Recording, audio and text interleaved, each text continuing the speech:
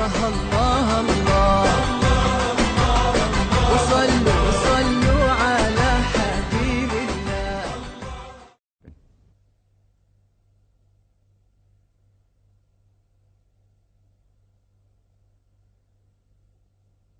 The third common question that can be asked by the non-Muslim is that you Muslims, you subjugate the woman by keeping her in the veil. You know, you keep her in the hijab, in the parda, in the veil, and you subjugate her. You look down upon her by keeping in the veil. In fact, Islam is the first religion which gave rights to the woman. And Prophet Muhammad ﷺ was the major benefactor who uplifted the woman. And if you analyze the history of how women were treated in the previous civilizations, for example, if you read the history of Babylonian civilization, there, if a man murdered a woman, instead of the man punished, the wife of the man was punished. If you read the history of the Greek civilization, the Greeks, they called the woman as the Pandora. Pandora was the name given, as a sign of misfortune. And woman in the Greek civilization, she was used only for sex and pleasure. If you read the history of the Roman civilization, there were a lot of nudity and promiscuity amongst the women, and the women were ill-treated. In the Egyptian civilization, the women were considered as the sign of the devil. In the Arab civilization, before the Quran was revealed, the moment a female used to be born, very often she was put to death. Alhamdulillah, after the revelation of glorious Quran, this evil practice had discontinued in Arabia. Islam, as I said, is the first religion which uplifted the woman. And Prophet Muhammad ﷺ was the major benefactor. Now, after Islam has given equal rights to the woman, Islam says it is the duty of the woman to maintain the level of modesty. Uplifted the woman, it's their duty to maintain it. And people talk about the hijab, about the veil, you know, the hijab in Islam, etc. And always talk about the hijab of the woman, hijab of the woman. But Allah subhanahu wa ta'ala, in the glorious Quran, first speaks about the hijab for the man and then of the woman.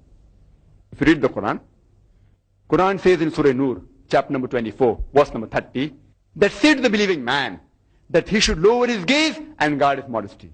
That whenever a man looks at a woman and any brazen thought comes in his mind, any unashamed thought comes in his mind, he should lower his gaze. First, the Quran mentions the hijab of the male. There was once a friend of mine, who was a Muslim, who was staring at a girl for a long time. So I told him, brother, what are you doing? It's not allowed in Islam. So he told me, brother, our beloved Prophet said that the first glance is allowed. I have not yet completed half my glance.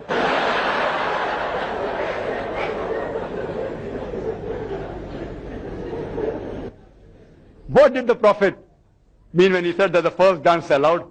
The Prophet didn't mean that you can look at a woman and without blinking look at her for 10 minutes and then say, you know, that my glance is not complete. What the Prophet meant, that if you look at a woman unintentionally, don't again look at her intentionally and stare at her with an unashamed eye. That doesn't mean you can look at a woman and feast at her for a long time. That's what the Prophet meant. Intentionally don't look at her. Again, don't feast on her beauty, etc. The next verse of the glorious Quran, Surah Nur, chapter 24, verse number 31, speaks about the hijab for the woman. It says, say to the believing woman that she should lower her gaze and guard her modesty, and display not the beauty except what appears ordinarily of, and draw her veil, a head covering over the bosom, except in front of her husband, her father, her son, and a big list of mahram, the close relatives which she can't marry is given. Among these people she can relax her hijab. Otherwise, amongst all the other people, she should maintain the hijab. And the criteria for hijab is given in the glorious Quran, as well as the Sahih Hadith, that basically there are 6 criteria. The first is the extent which differs between the man and the woman. For the man, it's from the navel to the knee. For the woman, the complete body should be covered. The only part that can be seen are the face and the hands up to the wrist. Some scholars say that even this should be covered. But the minimum is that the complete body should be covered, except the face and the hands up to the wrist. The remaining 5 criteria are the same for the man and the woman. The second is, the clothes they wear, it should not be so tight that it reveals the figure. The third is, it should not be transparent so that you can see through. Fourth, it should not be so glamorous that it attracts the opposite sex. Fifth, it should not resemble that of the unbeliever.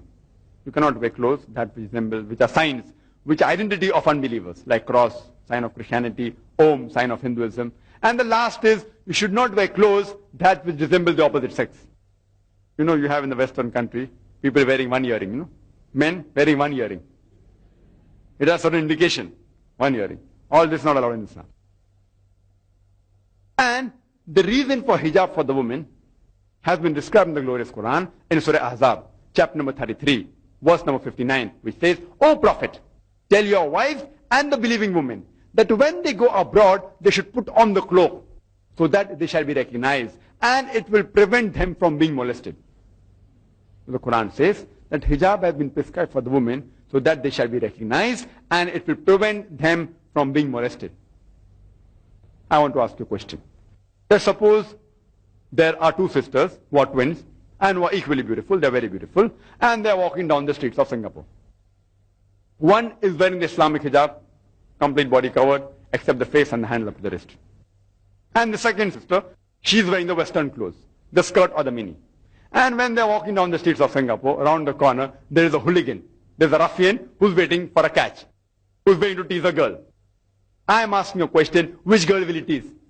Will he tease the girl wearing the Islamic hijab, or will he tease the girl wearing the skirt or the mini? Which girl will he tease? Which one will he tease? The one wearing the skirt or the mini, but natural.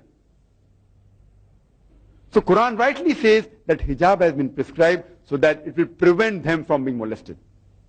You know, the Western world, they talk about women's liberalization. The Western talk of women's liberalization is nothing but a disguised form of exploitation of her body, of deprivation of honor and degradation of her soul.